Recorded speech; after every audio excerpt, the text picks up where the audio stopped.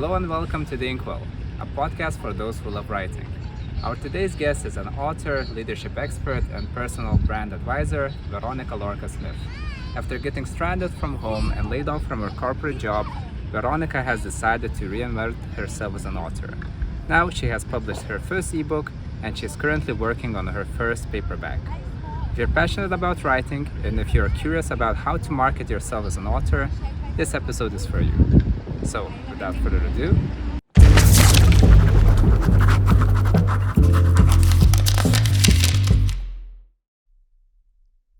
well, hello, Veronica.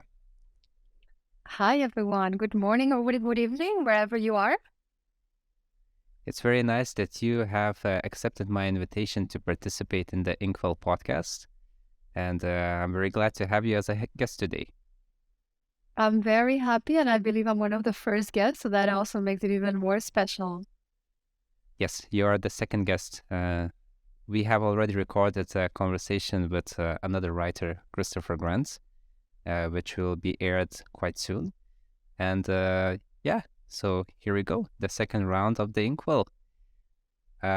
So maybe just to begin with, I would like to ask a little bit more about you. Well, we met each other through the platform medium.com, where both of us are writers and we write articles there. So, but before we go into Medium, can you tell me a little bit more about your life in general? What led you to writing? And maybe we can start it there. Absolutely. So I think most writers, they have a story on how they became a writer. And my story is, as a kid, I always loved writing, but I never really did anything with it. And then life went on and I studied and all of that. And I studied my corporate career. And after 18 years of corporate career, all of a sudden I had a big moment in my life. And what happened is I was trapped out of my country, Hong Kong, where I live now, due to COVID. And I couldn't go back. So I ended up with my kids in Australia. I didn't have a job, didn't have a network. I was being rejected by recruiters. And all of a sudden, I decided to write because I found that it was a way for me to start channeling all these feelings that I had of frustration, of feeling rejected. That was one thing. But also I started to write because I had a lot to share and the recruiters wouldn't see the value that I had to offer. They were not calling me back for interviews. And I thought, well, if they can't see the value, then it's up to me to show it. And I started to create content on LinkedIn. That was my very first platform that I started to tackle. And after that, my second point was that Medium. So for me, it was really as a transition point in my life where I was getting out of the corporate world. And in fact, thanks to writing, I discovered a new world. That is the world of freelancing, entrepreneurship, and writer. So that's my story as a writer. Yeah, this reminds me the quote that every obstacle can be either a crumbling block or a stepping stone. So you used it as a stepping stone in your kind of an example. So you got, in a way, stranded out of Hong Kong. So you could not return during the COVID times, if I understood correctly. And then you relocated to Australia. So that's where the transition happened. Exactly. So I left, and I wrote about it. It's one of the stories that I wrote on how I left Hong Kong with a purple suitcase and my two daughters, thinking that I was going on holidays, and then I couldn't come back because they changed the quarantine policy. So that's the story of the purple suitcase.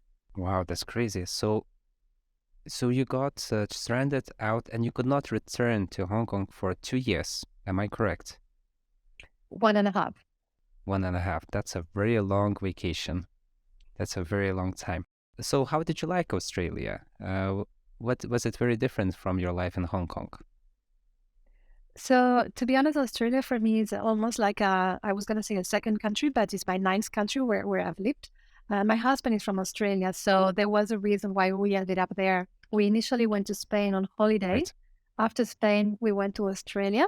And so we decided to get settled there until we had a plan A, because we didn't have a plan A. In terms of how different it is, Australia is very Western. So for someone who comes from Spain like me and who has lived in countries in Europe, Australia didn't feel that different. The lifestyle, though, is I lived in Brazil as well, and it's very similar to Brazil. It's very similar to Rio. There's a lot of outdoor. There's a lot of beach life. So I really enjoyed that, but definitely very different from Hong Kong, which is where I am now. So you said that you have started writing on LinkedIn, and LinkedIn, for most people, is just a place to, well, have their CV on. That's how they view LinkedIn. So I understand that your perception of LinkedIn is very different from that. So could you tell me a little bit more about LinkedIn and why you started writing there and not, let's say, on a personal website or a Medium? Why was that at the beginning? Absolutely. The beginning and the reason is precisely because I had that perception or that misconception. So I started writing there because I was trying to find a job. And I thought the best way for me to get exposure and visibility is by creating content on areas of my expertise, on leadership, on cultures, on developing teams. And so I thought that starting to write on LinkedIn would help me, one, have exposure, have visibility, but also develop a network because I know that recruiters and hiring managers are there. So my initial intention when I started writing was to try to get a job. But what I found in the process was Mm. that LinkedIn was actually much more than just a CV. It was a place where you can get opportunities for freelancing. It's a place where you can create a personal brand. It's a place where I was contacted by different companies, by podcasters as well. So I discovered that it was really this hub that gave anyone, not just a writer or someone looking for a job, anyone the possibility to build a personal brand. And that's when I became interested in that topic. So yes, I started in LinkedIn trying to find a job, and I discovered that it was much, much more than that. So for me, it's an absolute misconception, and I'm happy that I was able to deconstruct it. So when you started writing on LinkedIn, is it at that point that you discovered Medium? Or was it previously? And then you decided later on to, okay, I have been writing on LinkedIn. Maybe I should start writing on Medium as well. So when I started on LinkedIn, I had no idea that Medium existed. And at that point, my writing was more focused on business writing and things related to my job. When I was writing after a couple of months, I started to have quite a bit of success for someone who was starting from zero. I had quite some people following, and people from my network started to notice the work. And one of my Mhm. friends who was following me on LinkedIn said, "Hey, are you writing on Medium?" And I was like, "What is Medium?" So he told me, yeah, it's a platform for writers. And I think you seem to enjoy writing. You should definitely check it out. And what I thought was interesting about Medium is that in the process of writing in LinkedIn, as many people know, or if not, I'm just going to explain a little bit. LinkedIn is quite short, it's quite conversational, it's quite bullet point, it's very casual. And I like that writing, but I discovered that I also like more the prose, the longer article, the longer writing. And when I saw what Medium was like, I thought that it was the perfect platform to complement what I was doing in LinkedIn. So it allowed me to expand. It allowed me to create more curated content. It allowed me to do more article style. And so I thought that it was just the perfect combination. So I started and I fell in love with it. What do you think? Are you spending more time writing on Medium or are you spending more time writing on LinkedIn? Or are you trying to space it out? So maybe a little bit on Medium this day, a little bit on LinkedIn that day. How's that? How does that work for you? Okay, so table stakes, I write every single day in both platforms. And my standard cadence is I post once a day on LinkedIn, and I usually post once or twice a day on Medium. So I don't space out since I started writing on Medium, which was in end of August. I've published 320 articles, and I worked out that that's like 1.8 a day. So somewhere between one and two. One thing that works really well for me is that very often I repurpose content, which is something that many content creators do. So I start with a post on LinkedIn. So, for example, this week, I think yesterday, I wrote an article about how to monetize the knowledge gap. So, this concept that I have that whenever you learn something, you create a value, you create a knowledge gap, and that gap can be monetized. So, that was the concept. I first did like a shorter post on LinkedIn, and then with that same skeleton, I went and developed it on Medium. So you're absolutely correct that it's different audiences, but you can still use the same content and repurpose it, curate it, format it, edit it, because that's a big difference between the platforms, like the formatting and the editing element, and still publish somewhere else. So you have mentioned that you have written 1.8 articles per day on Medium, and you also post twice on LinkedIn. That's a lot of content, even if it's repurposed. So that's a lot of writing. How long do you spend writing during a regular day, and how much of that process is editing? And also, what is your workflow?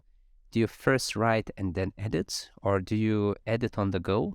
Every single chapter or sentence, you just look at it and think, well, this is nice, but it could be better, or maybe I have to replace. So, yes, what is your workflow? So I think for the audience, it's relevant to know that I think it's a journey. And when I started writing, I didn't really have a process. It took me much longer. The editing definitely took me a long time. And as I started to write more, I started to write more. And I like to say that. I also like to say I write to write, because it's true. Like I'm a sports person as well, and with anything that you do, just the frequency and the repetition really helps you get better. So in terms of my personal process, I like to say that I write with my heart. And what I mean by this is my ideas flow, and I just capture them and transform them into text. And I don't really stop to look back and edit. At that point, it's in a very emotional writing, I would say.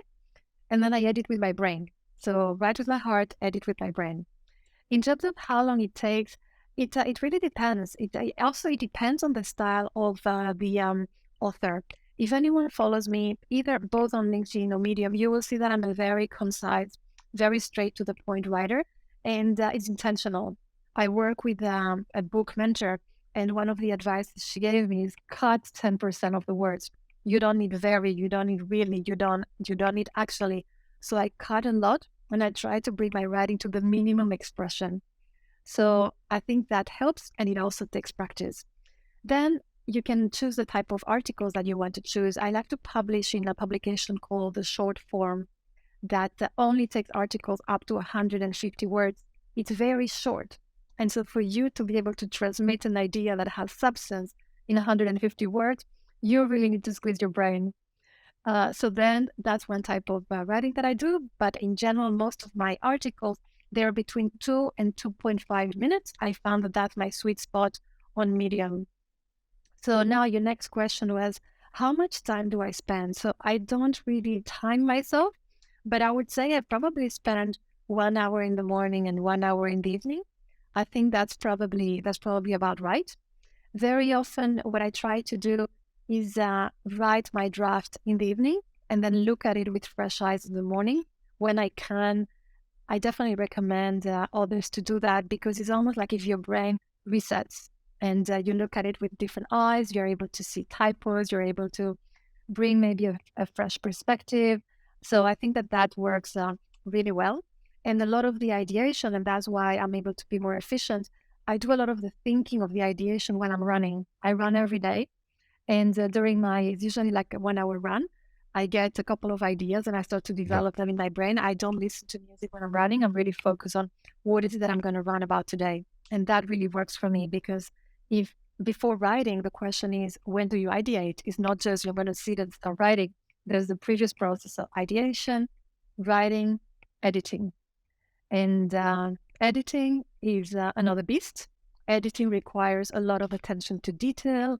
It requires to be very precise.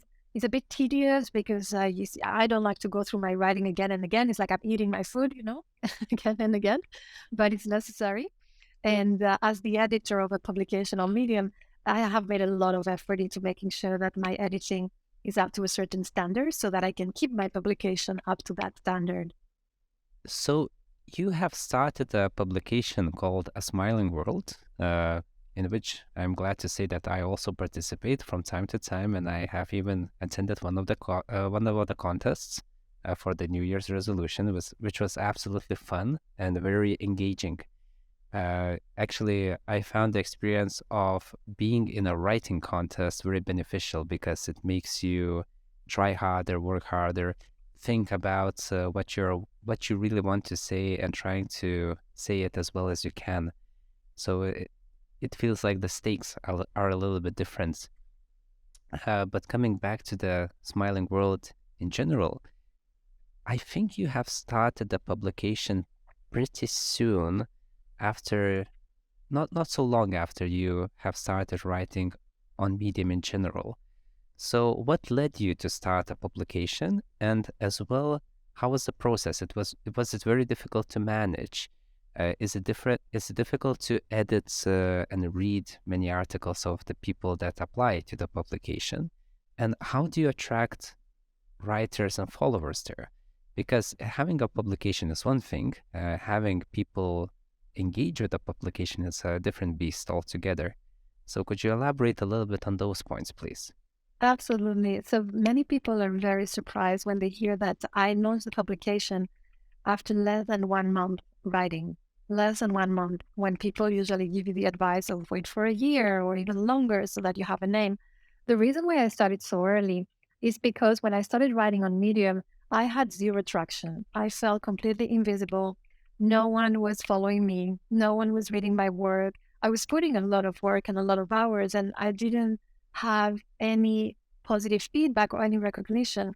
And so after a couple of weeks, I had this idea, I had this vision that if I was having this issue, there were for sure other writers around there who were having the same, people who start with a lot of enthusiasm, who have positive messages to share, because I am a very positive person and a lot of my writing is very empowering, is very positive. And I thought that it would be fantastic to create this platform where I could amplify the voice of other writers that would feel, oh, this is a publication that I can really relate to. It's new, it's welcoming to all the writers. I make a big point about diversity and inclusion. I want to make sure that everyone feels included in the publication. My only guidelines, and I'm very strict on this, is regarding the messaging. Some of the publications, they are very generic, which is great, and they accept all types of topics. I wanted to make sure that it's positive and that there's a message of self-improvement that is going to somehow help people, and that we want our writers to finish with a smile. So it has to be that positive tone and that empowering message for people. So that's the story of how A Smiling World was born. I'm a doer. I don't overthink things too much. I thought in the morning, I think this is a great idea. And then that same day, I launched the publication. And it's quite funny because the first, I think 2 weeks or so, I was the only writer who was published there. So if you went to my publication, it was like, well, this is a one writer publication. But I didn't give up. And I kept on writing. And what was interesting is that slowly I started to have some writers that were interested. So I remember very well the first two, because it felt almost like, oh my God, someone is knocking on my door.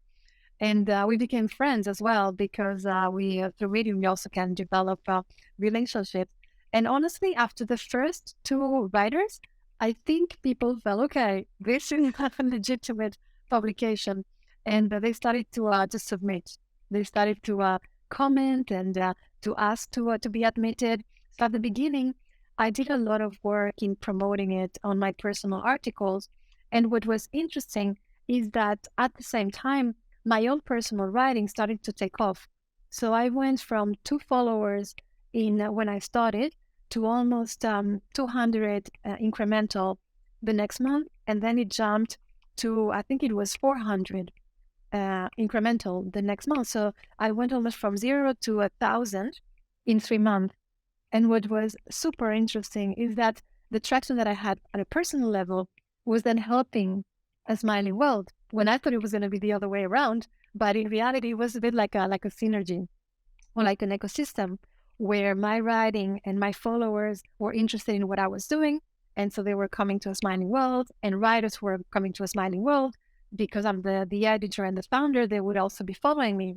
So it was actually a good idea. It was a bit crazy to do the way that I did it, but no regrets. Right. So would you recommend maybe even new writers or people that have been writing on Medium for a couple of months to start their own publication? Because for many people, I feel like publications there are still a little bit of a mystery. there are so many publications, and people are unsure to which publication they should apply. Where should they post their articles? Should they post it only on their wall? So I feel that there's a lot of very dark waters surrounding this topic. So with so many publications, would you still recommend people creating their own publication? My answer is it has to be for the right reasons. If you're only creating a publication because you think that is going to fuel your success and is going to give you a lot of followers, don't do it. I can tell you, I have 5 times more followers at a personal level than my publication has. So I can't really say that the followers of my publication are coming to me. My publication at the moment has almost 500 followers and I have 2,600. So my message is you can grow without a publication. So if your main goal is to grow, don't worry, you don't have to create a publication. For me, it was bigger. I'm in my work, I'm a consultant in diversity, equity, and inclusion, and it was very aligned with my vision of having a community, having a platform where we can bring writers together, where people from all walks of life, they come and they share their story. I also usually, and I think I did this for you actually, once a week I try to feature some of the writers and focus a little bit on what Yes. is different about them, their diversity, their background, their hobbies. So I think if you have a bigger why, a publication is great because you build community around that why. If you're doing it because you think that is going to propel your career, I can tell you, you probably don't need to do that. And you can grow by yourself without having a publication in the bag. Understood. Okay, very valuable advice. And also, what do you think about Medium in general? Because there are a lot of mixed opinions about the platform. Some people think that it's great, some people think that it could be better. So, for you as a person that has been writing there for how many months now? 4 months, 5 months, 6 months. Yeah, 6 months. 6 months. So, what is your experience about the platform and your perspective on the platform in general? It's a great question. I think when it comes to social media, any social media, you make of it what you want. And what I mean by this is that you can find all type of articles, you can find all type of people. I find that the quality is very mixed, and that's the good and the bad thing of having this type of uh, platforms for content creation. That there is no barrier, there is no there is no censorship, there is no filter, and so that means that you have everything there. And for me, so a couple of things that I would like to highlight that surprised me is that first, when I wrote when I joined Medium, I was thinking that most of the readers were going to be readers, and then what I discovered is that I think everyone there is a reader slash writer. So I found that very surprising because I was expecting that I was going there as one of the writers, and the people reading would be people who read. And my surprise is that from what I see in the comments and when I look at profiles, most people write themselves as well. And so Medium, more than a reader's platform, I would say that it's almost a writer's platform who read each other's work. So that was one of the other first things that surprised me. The other thing that I found a bit disappointing is that there's a lot of people who are looking for the shortcut to success. So there's a lot of follow me and I follow you. And there's a lot of clickbait, and like, this is how I made $10,000 in a month writing, and then you click and there's no substance. So I think just like in any platform, you have to be able to find your tribe and follow the people that really add value to you. So that is specifically very valid as a reader, the type of content that you are going to digest. In terms of writing, I absolutely love it because I find it very liberating that I personally don't think that you have to niche in Medium. I personally don't. The other day I wrote about my daughter because we had like a lovely cinema date. I wrote about camping. I wrote about social media. Now I'm writing about ebooks and publishing on Amazon because that's something that I'm working on at the moment. So unlike LinkedIn, that is very niche and you have to be very, very specific on the topic that you want to write about. In Medium, I just find that liberating. Like I'm really a writer when I go into Medium. It's like, oh, I'm gonna just let my hair down and whatever I feel like writing today, this is what's gonna go on Medium. Great. And you also have mentioned an ebook. So I know that you have written an ebook.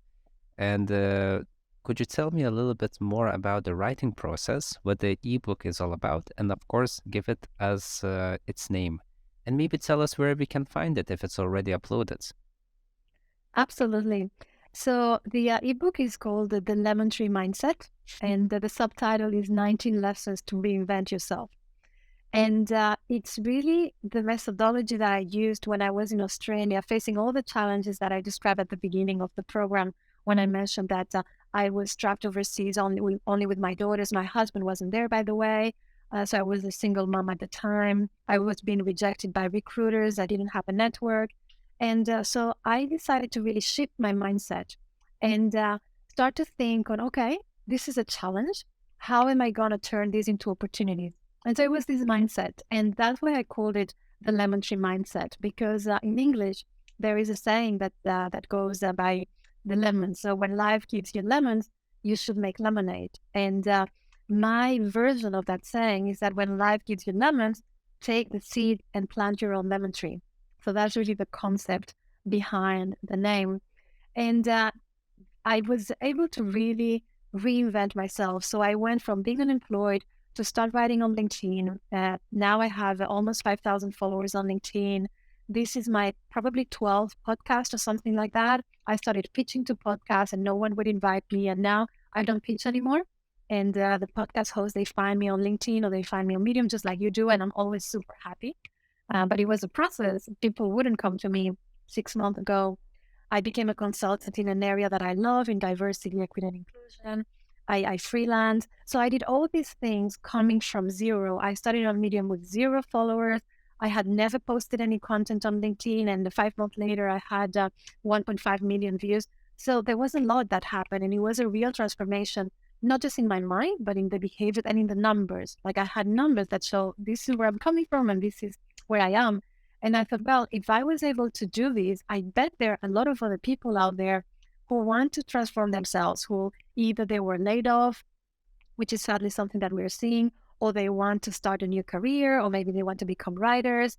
And so that's what the book is about. So I lay down what are the 19 lessons that I learned throughout this process that I would share with my best friend and tell her or him this is what you should do if you want to reinvent yourself. This is what I did. And each of these lessons has an actionable exercise so that you can put it into practice. So it's really taking my life and taking my reinvention and package it into a very short, concise ebook where you have all these lessons on how you can reproduce it. Well, that's wonderful because in this podcast, I wanted to ask you about advice in writing, editing, advice in managing a publication, and also advice in personal branding. So we have everything in one package, if you could say. So everything is there. So for people who are interested in these topics, they could open up the lemon tree and they will see what's there, what's in the roots, what's on the leaves, what kind of fruits can they pick. So that's very nice. Can we already purchase it through Amazon, or are you currently in the process of getting it out there? So it's already published. I published it 4 weeks ago. I had no idea how to publish an ebook, so I had to do all my learning and my research. And now it's available as an ebook. So I have it first as an ebook, and I'm thinking of publishing as a paper cover in the next couple of weeks. But for now, yes, it's available, and you can find it there, The Lemon Tree Mindset. Tell me a little bit about the publishing process. You said you had no idea how it's going to be. Was it very arduous? Was it difficult? Did you decide to self-publish? Did you select a publisher? How did that went? I had already done some research in terms of the publishing world, and I had written articles on Medium because one approach that I take is every single thing that I learn every day becomes an article. So I get a lot of inspiration from my learning. So I did a lot of research about the publishing world, and I figured that if I wanted to go with a publisher, especially as a new author, it was going to be very hard, and it might take years. So I decided that, especially as it's a very actionable book and it's very timely, I just lived this transformation. I didn't want to have this book 5 years later when I don't even remember what the transformation was about. So for me, Yeah. time and like time to market was something very important. And so I started to search then on the option of self-publishing, and I thought that Amazon was a good option. And so I just started to research the platform. Luckily, it's quite intuitive.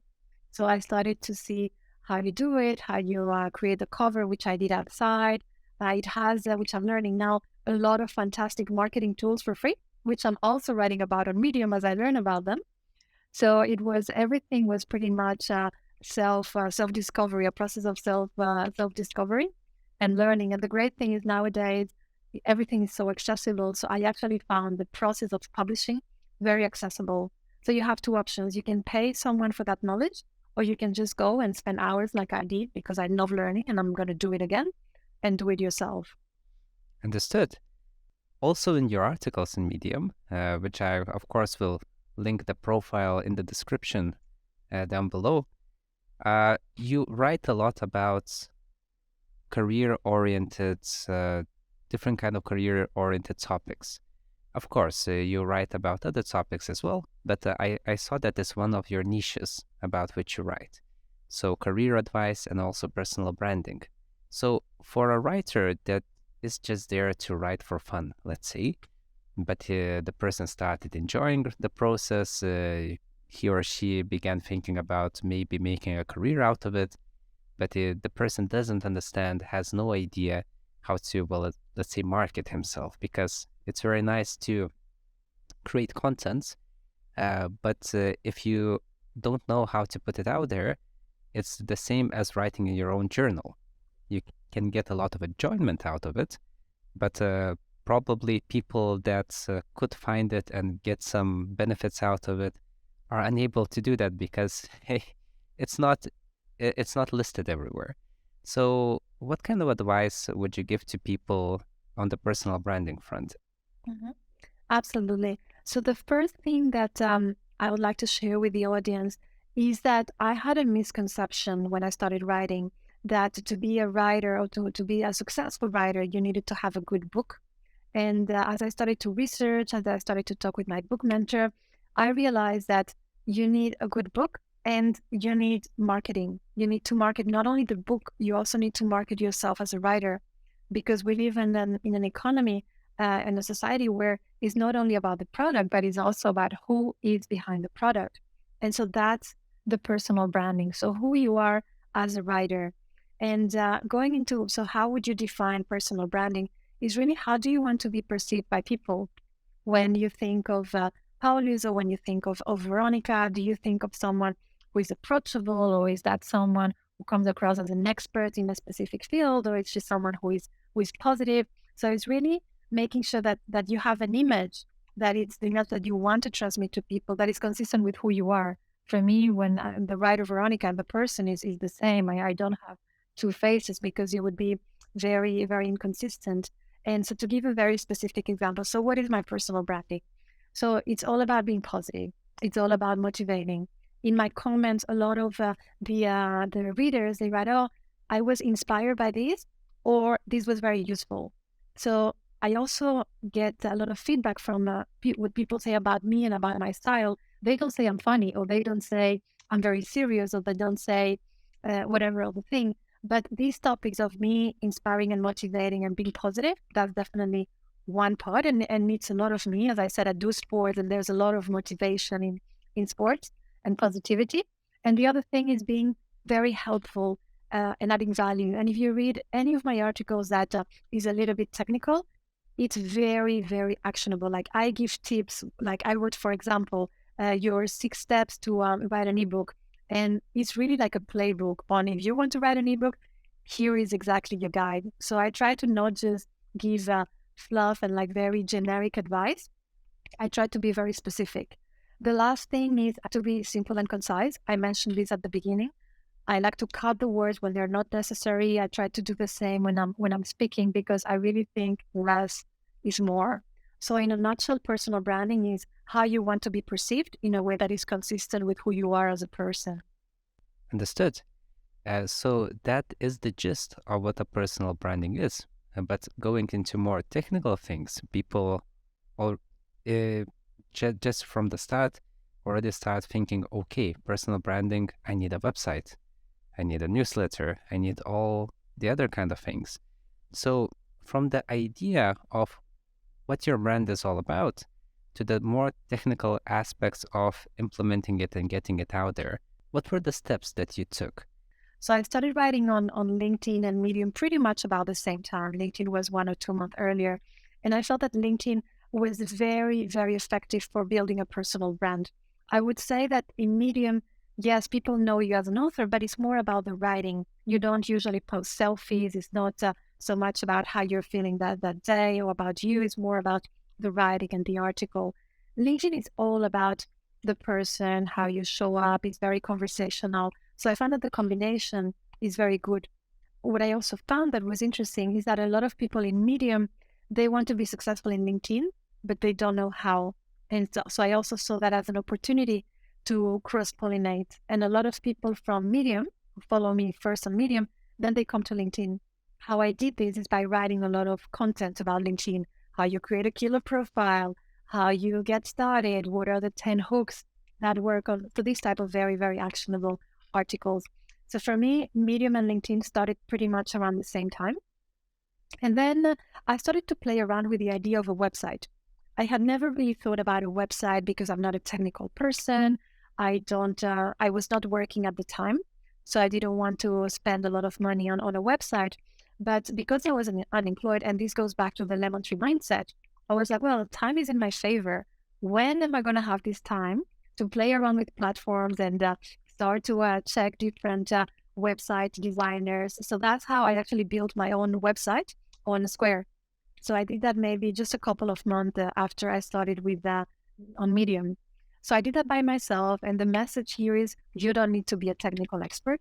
You have lovely templates that are ready to take and customize. All you need is to have a little bit of courage to, like I did, to say, well, I'm not a technical person, but I'm going to do it. And I did it. And I started with my website on Square. And that really helped me to have like my landing page where I could start to have my articles, a little bit about myself. It was like really that one spot where everything that is my personal brand was coming together, and not only work, but my triathlon hobby, the previous jobs that I had done, my writing. So a lot of things came together there. So that was the next step. And then in parallel, I started to think bigger. If personal branding is not one platform, it's not LinkedIn or Medium. Personal branding is how you want the world to see you. So I started to think on, well, where else can I amplify my voice? And I thought of podcast. So I started to pitch to a podcast, and I found a platform that is called matchmaker.fm, I think, where you can create a profile and you write what is your experience, what you talk about, what are your topics of expertise, and you can find, it's always like a Tinder for podcast, where you can send pitch basically to the podcast. And so in my Tinder, I ended up being successful, and I have my first podcast contact me. So this happened around August maybe or something like this. And again, I will tell the audience I had never done a podcast. I was terrified. And after the first one, I was like, well, this is like today with Polly's. We're having a conversation. It's just about the things that I've done or the things that I think. I don't have to pretend to be anyone else. So for anyone who is hesitant about speaking at a podcast, it's actually much easier than it seems. You just have to show up and be yourself. So that was for the podcast. So then I was juggling quite a few balls. So we're talking about LinkedIn, Medium, there's the website, there's podcast. So with that, I was busy. And I had the ebook that I was writing at the same time. So all of these was juggling action for a few months. And then this year, 2023, I said, okay, I'm writing. I have a personal branding. What's missing? For me, what was missing was having an audience. And what I mean by audience is not followers. I already had a few thousand followers. It was having an email database. So basically of people who really are loyal to your work, who really like what you do. So I'm not talking about the 5,000 followers on LinkedIn who occasionally leave me a like. I'm talking about people who say, actually, Veronica, I love your work. I'd love to receive your newsletter every week in my inbox. And I only started 1 month ago. So to show that I'm very early in the journey as well, it might seem that I've been doing this for a long time, but no, I'm still new in many things. And I did a bit of research and I ended up launching my newsletter on Substack literally not even a month ago. What is your experience of having a newsletter? Is it difficult to, and how often do you write? Often do you connect with your audience there? So is it difficult? It's very difficult to grow an audience in general. It's very difficult. Like if you see, to get to the 2,600 followers that I have on Medium, I had to write 323 articles. So very difficult. Getting an audience for a newsletter is the next level, because for people to say, yes, I want to receive your information, your newsletter to my inbox, is the next level of trust. It's the next level of intimacy.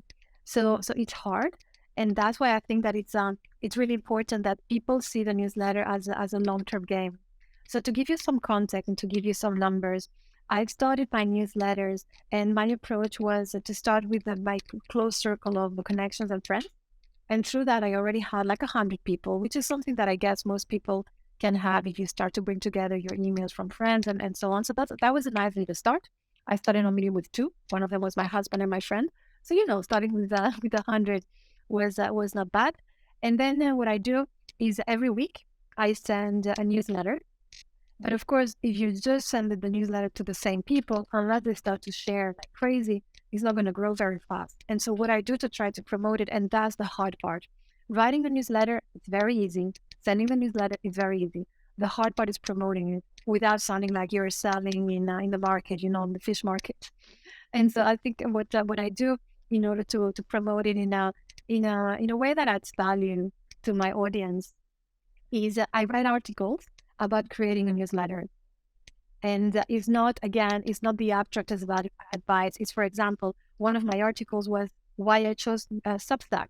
And it's a very specific list on what are the things, what are the features, what is the benefits, what is the added value that I see on Substack that I didn't find on WordPress, that I didn't find on LinkedIn. So that's one of my articles. And then at the end, I mention this is my newsletter versus just spamming people with my newsletter. So I've written many articles. I always try to find a different angle to talk about the newsletter.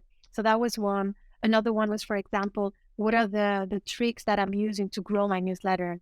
So I'm writing, I'm putting my profile on all my social medias. I add the link. So the different things that I'm doing to grow it. And I leverage all my social media. So I use my personal Facebook, Instagram, LinkedIn as well. So that's where it takes a lot of effort, and you have to be creative, not to sound repetitive. Understood. So it seems like everything evolved naturally for you. It was not like you have just sat down and thinking, I will do this, and that. It's not like you had all these ideas in your head from the start. You just started doing it, and then after a little while, new knowledge came your way, you started implementing it.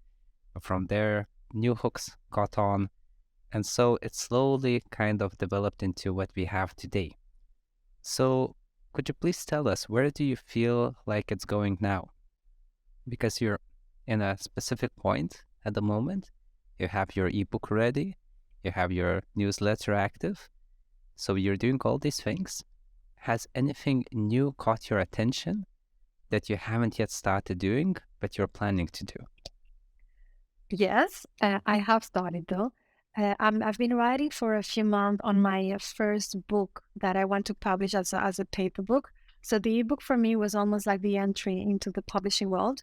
And the reason why is because I wanted to make sure that I understood the world, that I understood publishing, that I understood the difficulties behind promoting a book before I launch what I call my big book. Now, it's not big in pages, but it's big in project. I'm working with a mentor. I partner with a very experienced and published author in Australia. We catch up every week. She's helping me edit as well. So that's my big project for 2023. And for me, I really hope that this is like a turning point. Like I'm putting a lot of work into this book so that it really helps me take my writing career to the next level. And I know that it's a very ambitious goal, but I think we have to dream high, especially as writers. If we don't dream high, the space is so saturated that we are never going to get out of our little comfort zone. So I would really encourage people to to dream high and to think that you're going to be the bestseller if you put the work, because someone has to be. There are millions of readers out there. So in my case, I really want to put the work, and that's the big project and the next milestone that I want to hit. Right. Fantastic. And you also have mentioned a book mentor. I haven't heard many people speaking about book mentors. So it caught my attention early on in our conversation when you first mentioned having a mentor. How did you find the book mentor? And should everyone have a mentor in writing? So again, it was not part of a master plan where I thought, okay, I'm going to get a book mentor. It happened very organically. So to be very candid and very transparent, and this book that I'm talking about, I wrote it. So the first draft is already done. I wrote it in maybe 3 months where I was intensively writing because I wasn't working at the time. And so when I finished, I went to different publishers. Hey, this is my book. Do you want to publish my book? I didn't get any offer except for, and this is a warning for new writers out there, what it's called vanity publishers. So vanity publishers are companies that are going to tell you that your work is fantastic and they love it, and then they're going to ask you to pay a big amount of money to publish the book. So these are called vanity publishers, and I was really warned to not go down that route. So besides those vanity publishers, the legitimate publishers, they were not interested in my work. And I ended up contacting, because I was in Australia at the time, a center called the Queensland Writers Society that helps writers edit, format. So they offer different types of services. And when I sent the manuscript, they gave me the suggestion to partner me with this woman called Vicky, who has published many books, and to help me do a book assessment. So I didn't even know what a book assessment was, but when I met her, she became my mentor. So what I mean by mentor is not only about editing the book. She's someone, because she's published 30 or 32 books, she has an understanding of the industry. She has an understanding of how to write for the audience. She gives me very, very actionable advice. Like, for example, she told me that I was doing a lot of telling versus show, and in writing, you should show versus tell. So instead of saying, I was feeling sad, is about I looked down and I just stared at the wall with an empty look for 5 seconds, and it's describing the scene.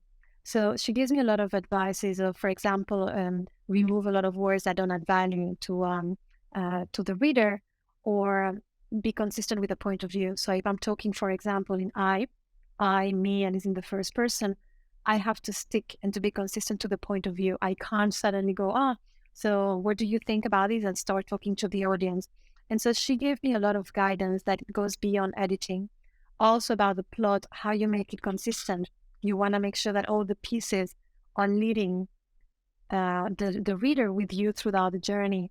And I never thought of having a book mentor, but when I met her, especially as a new writer, I saw that it adds a lot of value to me. So for new writers, I think everything is valid. I think if you want to go by yourself, like I just published my ebook, and that's something that I did by myself. But I think having a mentor, the value for me is that it's a value that goes beyond that specific book. It's helping me write better on Medium. It's helping me prepare better for my next book. It's helping me look at editing from a different perspective. So I think my advice is that if you want your writing to go to the next level, it'll be good to invest in someone who has experience, who has credential, who has proven success in writing, and can give you these tips that otherwise you would probably end up learning by yourself, but it's probably going to be a longer journey. It feels like we are already approaching the end of our conversation, as our time is limited and I value your time. So just maybe before we end, I would ask you, do you have any other advice that you would like to give to new writers? Because you have mentioned a lot of things today. You have mentioned a lot about Medium and LinkedIn and publications and ebooks. We have covered a lot of ground. But if you feel that something is missing, I think now is the good place to add it and give it to the public. Absolutely. If there's one thing that I would like our audience to take away, is that being a writer requires a lot of resilience and a lot of perseverance. And the journey, even when you're starting to have success, myself, for example, in Medium, I started to have a lot of success, and February was a very slow month. And I felt a little bit demoralized, like, oh, I'm doing all these articles. I wrote 46 articles in February, and how come I'm still doing getting less views than previously? So we're always going to have these moments where we feel that we're not progressing, or maybe writing is not for me. And it's important to zoom out and look at the big picture. And the articles that don't perform well, the months that don't do well, it's all part of the journey. It's all parts of the puzzle that help you get better as a writer. So don't focus on the success that you didn't have today. Focus on the big picture and focus on the journey. And I think that's a message that's really, really important, because writing, more than any other career that I can think of, or anything that is artistic, is very subjective. So there are moments that you're going to be having a lot of success and you don't really understand why. And there's moments that you're not. And I think just keeping that positive outlook and being very resilient is definitely going to help you. Well, fantastic. Thank you for all the advice that you have given us today, Veronica. Just for the listeners to know, where could they find you? If they wanted to contact you, should they contact you through LinkedIn, email, maybe leave a comment on Medium? So they can find me many places. Very easy one is LinkedIn. So Veronica Giorca Smith. I think you'll put the name somewhere up in on Medium. You can find me there. Same name. I have the website as well, veronicagiorcasmith.com. So you can find me in all these different places, and I'll be really happy to connect. Well, thank you, Veronica. Thank you for participating. And in the future, I hope to have you again on the podcast. Absolutely. Thank you. It was absolutely my pleasure. And yes, I will be back after I publish the book. Fantastic. We will be waiting to hear more about it. So thank you.